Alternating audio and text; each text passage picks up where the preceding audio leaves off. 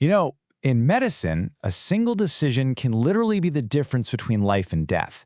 But what if doctors didn't have to make those calls all alone? What if they had a digital co-pilot to help them navigate the absolutely overwhelming sea of medical data?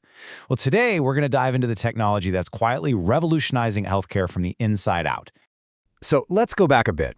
Over 2 decades ago, a huge report from the Institute of Medicine just sent shockwaves through the entire healthcare world. It pulled back the curtain on a hidden crisis in patient safety. And here's the thing that surprised everyone. The problem wasn't that doctors and nurses didn't know enough. Nope. It was that they were drowning in too much information.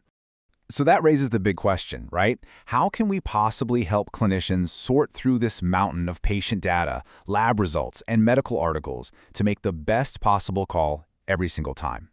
Well, the answer is found in this really powerful technology that acts as a digital co-pilot for doctors, the Clinical Decision Support System.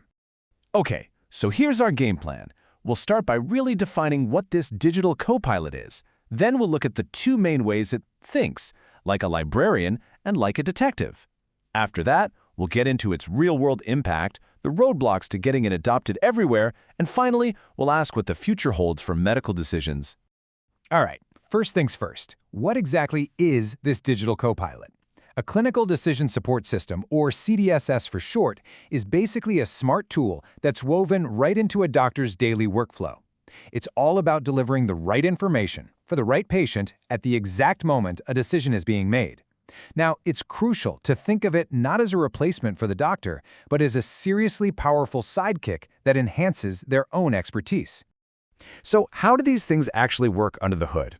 Well, they're not all built the same way. They generally fall into 2 main categories, and I think a good way to think about them is as 2 different kinds of experts you might call for help: the librarian and the detective. On one hand, you have the librarian. This is what we call a knowledge-based system. It is very by the book. It follows a pre-programmed set of rules, no questions asked. On the other hand, you have the detective. This is a non-knowledge-based system, and it uses machine learning to just sift through mountains of clinical evidence, looking for new clues and hidden patterns that nobody's ever seen before. So the librarian's process is really structured. It's a clean 3-step dance. First, it consults its knowledge base. Think of it as a huge library of medical rules. Second, its inference engine takes those rules and applies them to a specific patient's data. And third, a communication mechanism delivers the final result, which is usually a little pop-up alert or a reminder for the doctor. And here's a perfect example of one of those simple if-then rules in action. Let's say a certain blood test was already ordered in the last 48 hours. If someone tries to order that exact same test again, the system fires off an alert to the physician. It sounds so basic, right? But that single, simple rule prevents waste, it saves money, and it spares the patient from getting stuck with a needle for no good reason. Now the detective, that's a whole different ballgame. Instead of following rules someone wrote down, it uses things like artificial neural networks, a type of machine learning, to analyze enormous data sets. It looks at patient info, genetic markers, treatment outcomes, and it learns to spot patterns a human might never catch. But there's a big trade-off. Its reasoning can be a total black box. It might spit out the right answer, but it can't always explain why. And that is a huge problem for doctors who, have to be able to justify every single decision they make. Okay, so we've got these 2 different players, the rule-following librarian and the pattern-finding detective. What actually happens when you unleash them in a busy, chaotic hospital? What's the real-world impact? Well, the evidence is it's incredibly compelling. When these systems are implemented the right way, they are literal lifesavers. They act as a safety net, catching dangerous drug interactions before a pharmacist even sees the prescription. They can improve the accuracy of a diagnosis, and they can flag the subtle signs of a problem way earlier than we might have otherwise. The result isn't just better outcomes for patients, it also massively reduces the staggering cost of medical errors. And just to be clear, this isn't just some theory cooked up in a lab. We know this works because of decades of dedicated, painstaking research from a handful of pioneering medical centers, places like Vanderbilt University and Intermountain Healthcare, who were building and testing these systems long before they were cool. Okay, so if the benefits are so obvious, that leads to the big question, right? Why isn't every single hospital using these systems perfectly and seamlessly? Well, because bridging that gap between a fantastic idea and the messy reality of clinical practice is incredibly, incredibly difficult. The hurdles are just immense. I mean, first, if you're not careful, you can completely disrupt a doctor's workflow.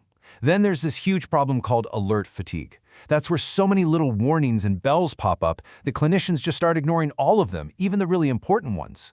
And behind the scenes, you have this technical nightmare of getting different computer systems to just talk to each other, plus the fact that every hospital needs to customize these things extensively. But here's the good news. Despite all those challenges, years of research have really boiled down the formula for success. For a CDSS to actually make a difference, its advice needs to have 3 crucial qualities. It has to be automatic, meaning it just shows up without the doctor having to go looking for it. It has to be actionable, offering a clear choice or a direct recommendation. And it has to be timely, delivered right at the point of decision, not 5 minutes too late. This quote, and yeah, it's from the early 2000s, but it just perfectly illustrates how big that gap was.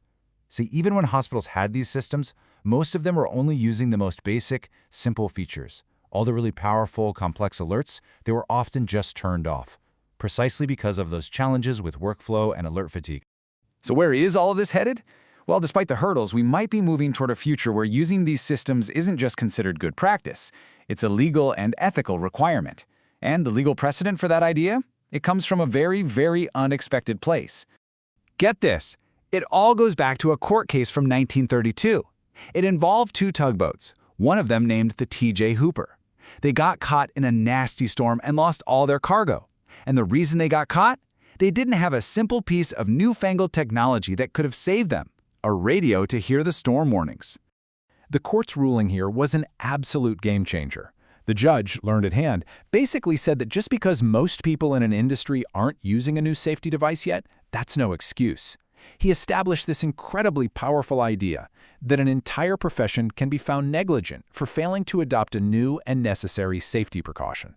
So, that old tugboat case suggests a future where using a clinical decision support system might not just be best practice, but a legal and ethical duty of care.